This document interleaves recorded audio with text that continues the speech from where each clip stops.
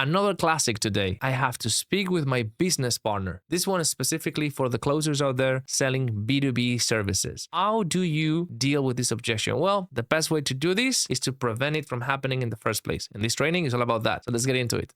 So I do some B2B sales, and I just started with the program last Friday and had 2 calls already. And 2 out of 2 calls, the objection was, I need to discuss with my partner, business partner. Okay. So what do I do? It's hard to tackle. So what's the offer? Can you give me a little bit of context about what's your offer? I'm helping larger businesses with their international scale on Amazon. And so I grow them to 6-7 figures. So you're talking to an existing Amazon business. Exactly. Yeah. Okay, cool. So there's 2 things to this. Is what do you do if you get that objection after the price, right? And then is the most important one, if you have a pattern of getting partner objections, is how do you prevent them? That always works best. Just preventing that objection so it never comes up, okay? So can you elaborate a little bit on that? Since they do the investment and they want approval, from their partners. You mean how to prevent it? Yes. Yeah. So the way you prevent it is in the discovery phase. So in your discovery phase, you have the first part of the call where it's like what I call the North Star. Like, why are we here? What's the main reason? What's the main problem you're trying that brings you to this meeting? Or if it's the B2B, it's like I tend to ask, what's the main constraint or challenge right now that is preventing the business from growing at the level it should? Okay, they give you the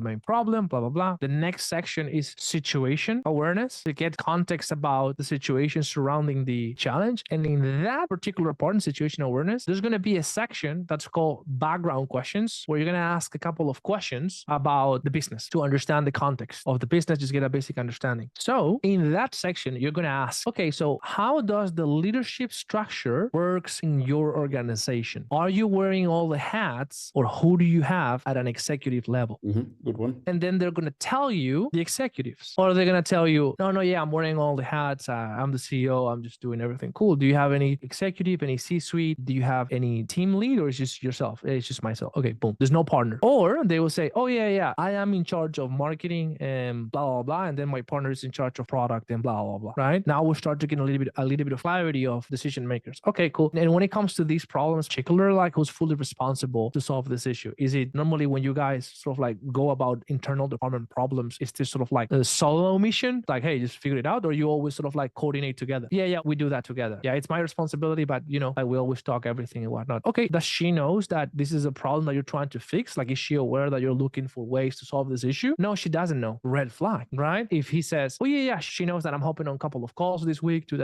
couple of calls this week, so I'm not the only call, right? Or maybe oh yeah, she knows that this is important. Oh, awesome. Where is she? When is she coming? No, she couldn't come this time. Oh, okay, got you. I mean, like when you explore the options and everything, like would you have a conversation with her about how to go about all of this, or you're just gonna keep her aside? No, of course. Yeah. So would it be fair if we just go through the entire process and we just we sort of like ignore her? Would it be fair to her? And then for now, a second call is coming. It's already scheduled. Maybe they need another call. What is normal for B2B? What kind of timeline? How many calls on average I need to close on? Yeah, so it depends on the sales process that you have, okay? And it depends on the niche. So for example, if you are in corporate B2B where there is a board, there's a freaking board, and then you need to, then it's gonna be 2 calls, 3 calls. Sometimes it's just longer, right? If it's just like, hey, I'm talking with 1 to 2 million a year Amazon stores. So they don't have that big of an executive team. They might just be the CMO and the CEO, just 2 guys. Then you can do it in a 2 call close. You can have a 1 call where it's discovery, but also identifying who are the decision makers. And then in the second call, you do the presentation and the close, and you make it a requirement for the guys to be there, for the guy that needs to be there to be there. Yeah, you can just split it into 2, for example. That could be one way of doing it. But the way you prevent this objection is you always scan at the beginning decision makers, and then the moment you spot a decision maker, if this is a 2 call close, for example, you ask if it's a 2 call close, you're gonna do discovery here,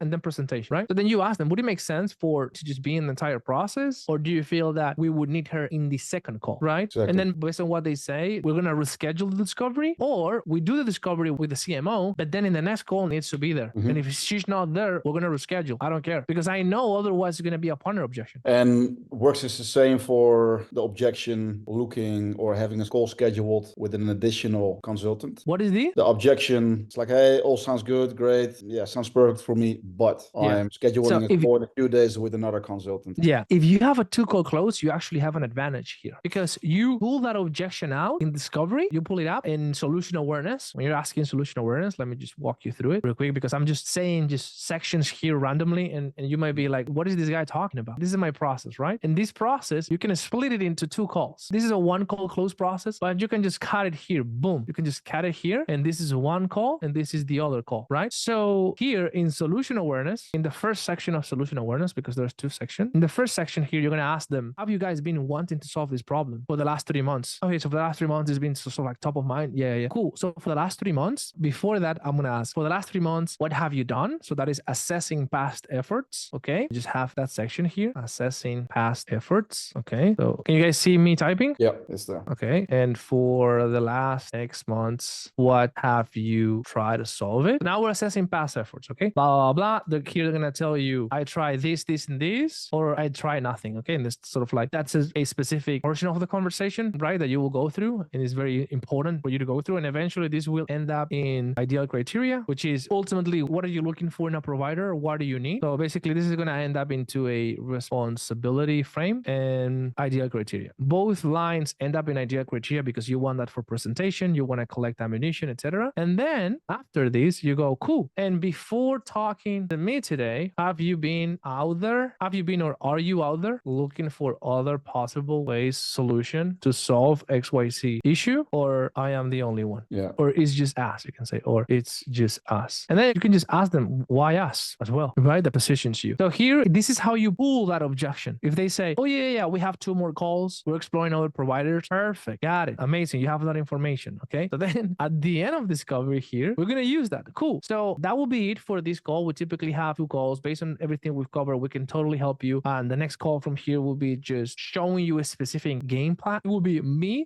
going to the drawing board, prepping something for you specific, guys, and then reconnecting again so that I can show you what the process would look like to get you from A to C. Okay. Now, since you mentioned that you're also exploring other providers, that's totally cool with us. In fact, that's actually something that we actually incentivize people, so that when they come to us, they know we have exactly what they're looking for, and then it's full force, it's full focus. So when do you have the calls with those providers? When are you talking to them? 1 tomorrow, 1 on Friday. Okay, cool. So let's do this. Let's just meet next week, because you're going to have all the information. And then on Monday or on Tuesday next week, I will walk you through the plan. And of course, if you find a better solution before, let me know. We can cancel the meeting, and then we'll just walk you through everything. What time works for you next week? What day works for you? And what you want to do is you want to be the last option. You want to be the last call. You want to position the second call as the last call always, right? So that is the strategy. Now, if you do that, the majority of those objections, you're going to pull them out, and then you're going to be able to handle. Now, does that mean that you're never going to get that objection backfire at the end? No, you will. But here is all about optimizing for the 90%, the majority of the situations, because that's what creates a sales process, a system that works the majority of the times. And then of course, we can do training on how to handle those particular situations, but that's the solution to make sure that you never get, not never, but the majority of the times you don't get that objection at the end. Really good. So maybe for all my B2B calls, I follow this strategy.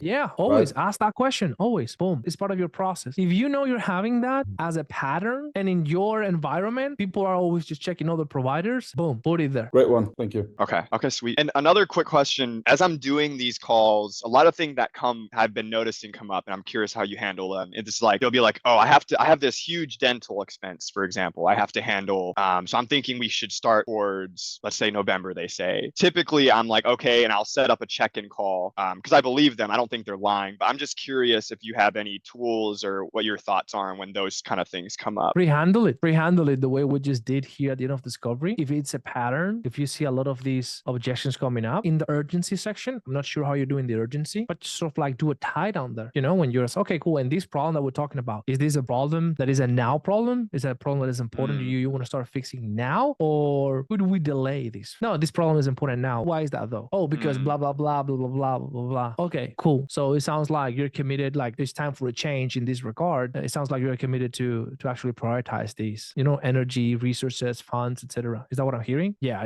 Okay, got you. Anything that, of course, we have to go through the process and everything. That's sort of like the second part of this call. Then we go over the investment and you do the whole thing, right? And then you ask them, if everything falls into place, like financially is feasible, this is the program that you are looking for. Are you ready to get started as of today? Or would there be anything that we should be informed about, or that we should consider? And then typically, actually I have a big dental bill coming, so I'm a little bit hesitant about the investment, because if let's say they say that, cool, tell me more, what's coming up for you? What's your concern? concern. Yeah, like, I don't know. It would depend on the investment. Okay, so what's on your mind? Because I have this big dental thing and this is important. I want to do it. But if it's more than $1,000, I will be honest, like, I just straight cannot do anything. Like, I was thinking about $500. Like, okay, no, and I appreciate your transparency. No worries at all. Like, just so you know, like, and then you just talk about it, you pre-handle it. That's good. That's good. I like how you kind of went around it and also asked them why, so they like hammer down on it even more. Yeah, like, we're not hiding here the fact that we are a business and we offer solutions to problems. And because we are a business, we charge for those solutions, right? So we're not hiding that. So, you know what I mean? It's just be open about it. Like, don't be transactional. Okay. That's a different thing. Don't be cool. So, are you ready to go? It's like, are you ready? Do you have your wallet there and ready to become a client? No, don't just bring this transactional energy, but just don't be afraid to let them know that in order for us to be able to help you, there needs to be a commitment. There needs to be a conscious decision of wanting to make a change and wanting to move forward. Once you see the solution and if the investment makes sense, or are you at that place where you're ready to go? You're ready to start making these changes as of today? Or would there be anything that we should be aware of? And then when you say as of today, they're going to tell you, oh, no,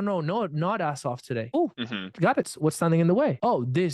Okay. Do you want that to stand in the way? I guess I have to. Yeah, but if you have to, then no problem at all. And then I'm not going to present because it's like, hey, no, I don't want that to get in the way. Why not? Because you totally could, because this is an important problem for me. I want to get it fixed. Okay, cool. So if we can just sort of like, if I can help you find a way so this problem does not get in the way, actually we find a way to make things possible today. Are you ready to go? Oh yeah, if you can help me troubleshoot this, I'm ready to go as of today. Cool. Let's see it. Again, I can't promise anything, but let's first see the program. Let's first see how the process looks like, and then we'll come back to this. Okay, let's do it. Boom. Right? So again, it's just like, I'm not hiding anything, and I'm here to help you if you want to be helped, if you want to solve this issue. That's awesome. Is that helpful? Yeah, and I think last question, I like the mindset shift. Like, I'm here to help if they're ready to be helped, and you're like framing the questions in that way. If a guy in that example you're providing was like, hey, like a max is 500, I could do, like, how would you, because that's not a price I think that'd be worth like my time, or it wouldn't, it wouldn't be fair. Yeah. How would you handle that? Yeah, sure. No problems. Money comes and goes. That's sort of like a thing that we attach to circumstances. Like, you have a big bill to pay. 500 is all you have. That's totally fine. Just so you know, full transparency here. I appreciate you being transparent, and I do the same. So we do different things. We have different pathways based on what are you looking for and whatnot. That's what we're about to get into. But it's not gonna go below 4 figures in terms of investment, just so you know, right? So I guess the question is, as of right now, are you at a place where you're in a position, even if you find what you're looking for is the right thing for you, and that can help you? Are you in a place where you can invest that amount, or that you will be able to come up with the funds, within, the next 30 days? No worries. There's no right or wrong answer. No, I'm like, dude, like, there's nothing else I can do. Like, this dental bill is just gonna eat me this month, and there's nothing I can do about it. It's like, oh, no worries at all. I guess, like, it sounds like you truly want to change. You truly want to just start working on this problem, but there's this thing, which is the finances just getting in the way. Would that be correct? Yes, it is. Okay. And I mean, do you want the finances to get in the way? No, I don't want to. Of course, like, if I had the money, I would invest it. That's why I'm on this call. Like, okay, no, I hear you. I mean, if you don't want it to get in the way, if there's a will, there's a way, and if you want, I can help you try to find a way in which how we can make it possible. I can't promise you anything because at this stage, we haven't even gone through the program. But I mean, if you're willing and you're wanting to make this work, even being a 4-figure investment, yeah, I'm more than happy to help you. If you already want to allow circumstances to get in the way, then we might as well just chat when you're in a position where you can do something about this. Totally up to you. I'm here to help you. Like, whatever you prefer based on how important this is for you. It's good. Yeah, it's really helpful. Thank you. You got it. Good question. All right, that's it for this video. And this might not be for everyone, but if you're there watching this and you're like, I want to have a mentor and get serious about this, you can always check out the link in the description box below. It will take you to a short video, and from there you can apply for a mentorship program and check out and see if spots are still available. If you do, I'll see you in that video. Take care.